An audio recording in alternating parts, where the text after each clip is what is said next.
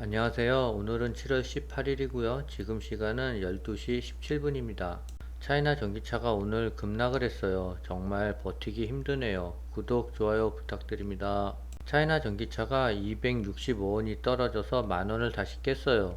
현재 손실은 다시 마이너스 40%예요. SOXL은 현재 3% 가까이 상승을 하고 있어요. 111% 정도 수익 구간에 있는데요. 환율이 떨어져서 총 매입 금액은 줄어들었어요. 삼성 반도체는 환율 하락으로 외인들이 매수가 집중되고 있어요.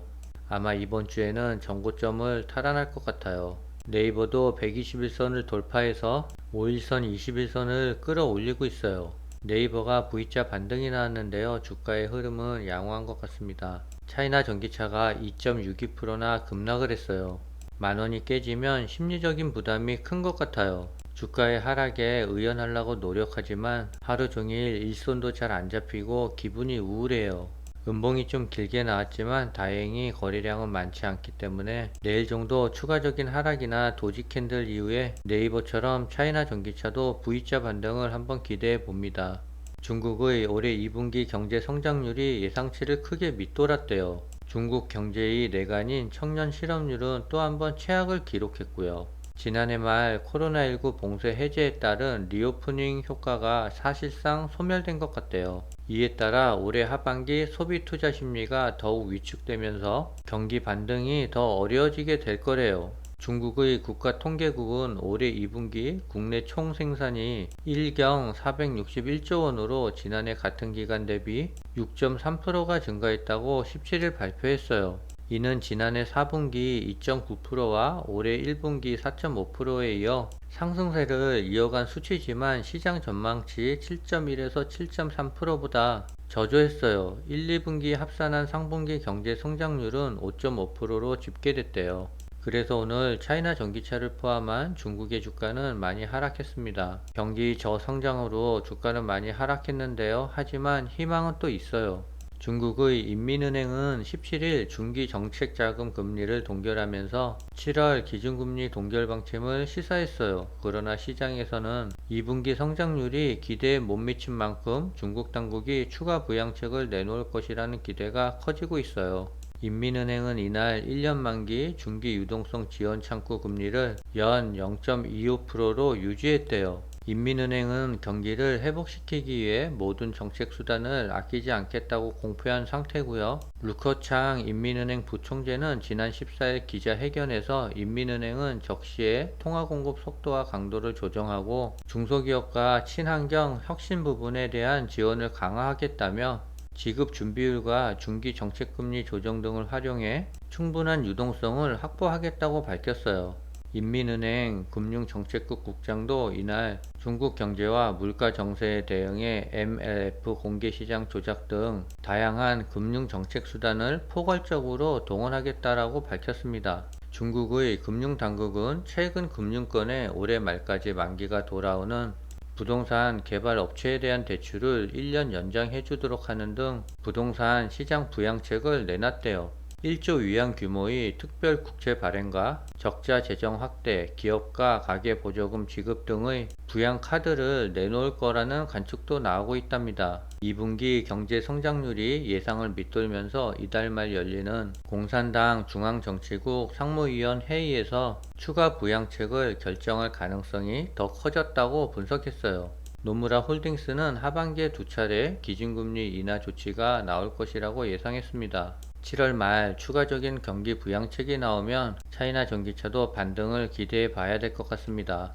현재 출시되고 있는 전기차가 갖고 있는 가장 큰 취약점은 겨울철 배터리 성능이 저하되면서 주행거리가 뚝 떨어지는 것이래요. 겨울철에 전기차 주행거리는 상온에 비해 20에서 30% 감소하고요. 그렇기 때문에 장거리 여행에 나섰다가 폭설에 갇혀 낭패를 당하는 경우가 종종 발생한대요. 이유는 전극 사이에 들어가는 액체 전해질이 날씨가 추워지면 점성이 떨어져 전자의 흐름이 느려지기 때문이래요. 이런 약점을 극복하고 있는 내한성 배터리를 중국 배터리 업체인 CATL이 개발했대요.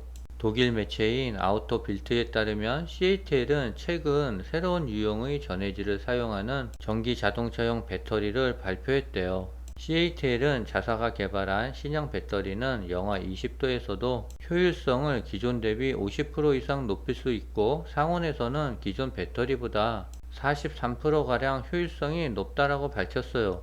CATL은 이 배터리에 사용한 새로운 전해액의 정확한 구성에 대해서는 아직 발표하지 않았는데요. 또한 구체적인 상용화 시점에 대해서도 밝히지 않았답니다. CATL은 분명한 것은 새로 개발한 배터리가 전고체 배터리가 아닌 기존 액체 전해질이라고 강조했대요. CATL은 이번 발표와 상관없이 올해 안에 10분 내에 400km를 주행 범위까지 충전할 수 있는 트랙션 배터리를 출시할 계획이래요. 지난 13일 영국에서 열린 세계 최대 자동차 페스티벌에서 큰 관심을 받은 차량은 중국 전기차 하이파이 Y였는데요.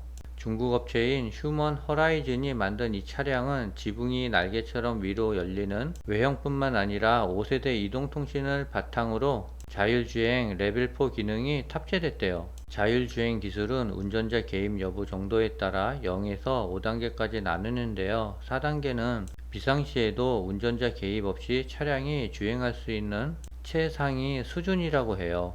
현대차는 레벨 2 상용화에 머물러 있고, 레벨 3를 탑재한 업체도 독일의 벤츠, 일본의 혼다 정도이래요. 반면 중국에선 또 다른 스타트업인 샤오펑도 지난달 세계 최초로 레벨 4 상용화를 발표해 주목을 받았답니다.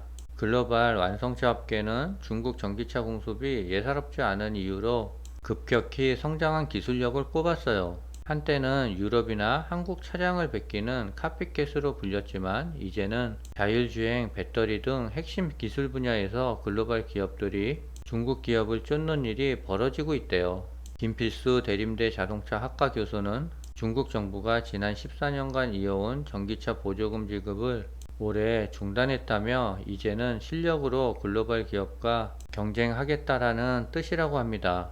지금 시간 12시 45분인데요. SOXL은 5% 이상 상승을 하고 있어요. 내일도 비가 많이 온다라고 하는데요. 비 피해 업계 조심하셔야 될 것 같습니다. 오늘은 여기까지입니다.